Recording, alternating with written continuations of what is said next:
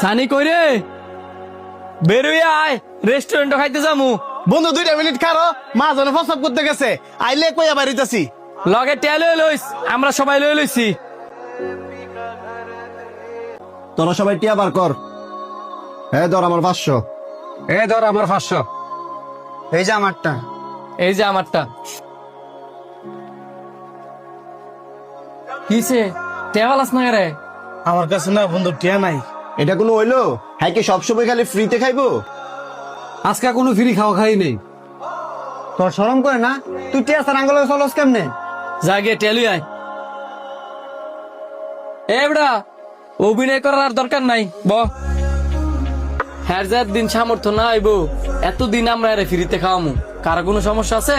না না না।